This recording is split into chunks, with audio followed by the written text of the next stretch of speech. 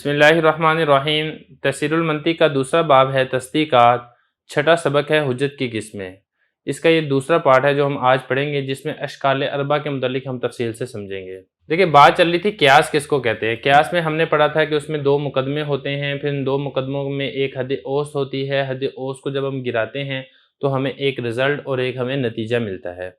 अब आपने यहाँ पर यह समझना है कि जब आप दो क्यास के जो दो जुमले हैं, दो कज़िये हैं, दो मुकदमे हैं, इनसे जब आप हद औसत को गिराएंगे तो हद औसत के एतबार से क्यास की कुल 4 शक्लें बनेंगी, जिसको अशकाल अरबा कहा जाता है। ये जो अशकाल अरबा है, ये दोनों कज़ियों में, दोनों जुमलों में, दोनों मुकदमों में हद औसत के एतबार से 4 शक्लें बनती है। मतलब हद औसत कहाँ पर आ रहा है? असगर के बाद आ रहा है, या अकबर के बाद आ रही है, या असगर से पहले आ रही है, अकबर के बाद आ रही है, या अकबर से पहले आ रही है, या असगर के बाद आ रही है, या दोनों कज़ियों में दोनों जगहों पर असगर और अकबर दोनों से पहले आ रही है, या दोनों कज़ियों में दोनों जगह पर असगर और अकबर दोनों के बाद आ रही है। ये सारी चीज़ें देखनी होती हैं, तो फिर इस एतबार से 4 शक्लें बनती हैं और इन 4 शक्लों से फिर एक उसका रिज़ल्ट और एक नतीजा निकलता है, जिसको नतीजा क़ियास कहते हैं। तो सबक के अंदर हमने ये समझना है कि कुल चार शक्लें कौन सी हैं और इनका रिजल्ट और नतीजा क्या निकलेगा।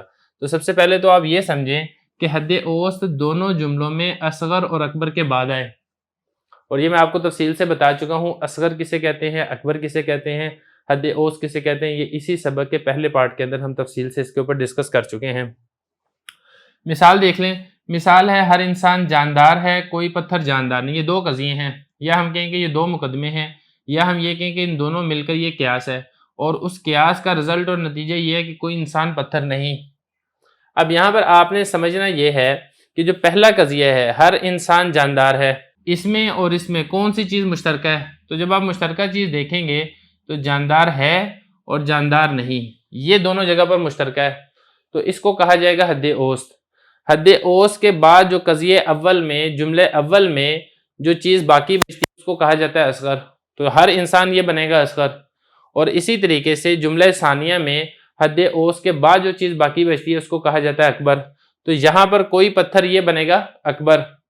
अब एक चीज़ आप ये समझें कि हद औसत दोनों जुमलों में असगर अकबर के बाद आ रही है, क्योंकि हमने ये पढ़ा था ना कि जानदार है ये हद औसत है, और हर इंसान ये बना था असगर, और इसी तरीके से कोई पत्थर ये बना था अकबर। आप दोनों जगह पर ये देखें कि हद औसत जानदार है और जानदार नहीं, असगर के बाद आ रही है और यहां पर अकबर के बाद आ रही है। तो ये है पहली शक्ल, तरतीब के एतबार से बनती है शक्ल सानी, लेकिन इस तरीके से अगर आप समझेंगे तो ये एक शक्ल बन रही है। तो ये है इसकी शक्ल सानी। अब उसके बाद शक्ल सालिस देख लें कि हद औसत दोनों जुमलों में, दोनों कज़ियों में, दोनों मुकदमों में असगर अकबर से पहले आए। कज़िया अव्वल में असगर से पहले आएगी और कज़िया सानिया में अकबर से पहले आएगी, या हम ये कहेंगे सुगरा के अंदर हद औसत असगर से पहले आएगी और कुबरा के अंदर हद औसत अकबर से पहले आएगी। मिसाल के तौर पे, हर इंसान जानदार है, बाज़ इंसान लिखने वाले हैं। यहाँ पे अगर आप मुश्तरका चीज़ देखेंगे तो मुश्तरका चीज़ ये हर इंसान पहले कज़िये में और दूसरे कज़िये में बाज़ इंसान, ये हद औसत है। अब हद औसत के बाद जानदार है ये बनेगा असगर, और दूसरे में लिखने वाले हैं ये बनेगा अकबर। अब हम इन दोनों जुमलों में गौर अगर करेंगे तो जो पहला है हर इंसान, ये हद औसत पहले आ रही है, असगर उसके बाद है। जो दूसरा कज़िया है वहां पे बाज़ इंसान, हद औसत ये पहले आ रही है और अकबर उसके बाद है। तो दोनों जगहों पर, दोनों जुमलों में, दोनों कज़ियों में, दोनों मुकदमों में हद औसत असगर और अकबर से पहले आ रही है, तो ये बनेगी इसकी शक्ल सालिस। अब यहाँ पे सवाल ये पैदा होता है कि आपने कोई इंसान पत्थर नहीं, ये आपने कैसे रिजल्ट निकाल लिया? ये इसी तरीके से बाज़ जानदार लिखने वाले हैं, ये आपने कैसे रिजल्ट निकाल लिया?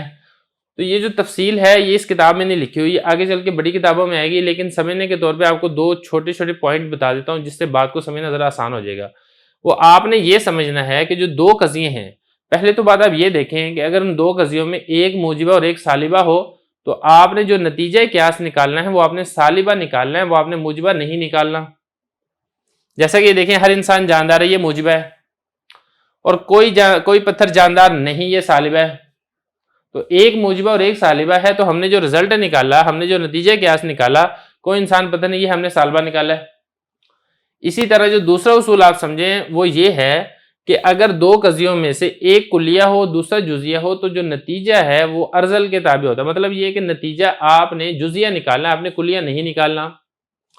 मिसाल के तौर पे हर इंसान जानदार है, ये देखें ये कुलिया है क्योंकि हर इंसान के मुतालिक कहा जा रहा है। और दूसरे कजिए में देखें बाज इंसान लिखने वाले हैं, ये जुजिया है क्योंकि बाज इंसानों के मुतालिक कहा जा रहा है। तो एक कजिया कुलिया है, दूसरा कजिया जुजिया है। तो जो हमने नतीजा निकाला बाज जानदार लिखने वाले हैं, ये नतीजा हमने निकाला जुजिया। तो ये दो उसूल आप समझ लें।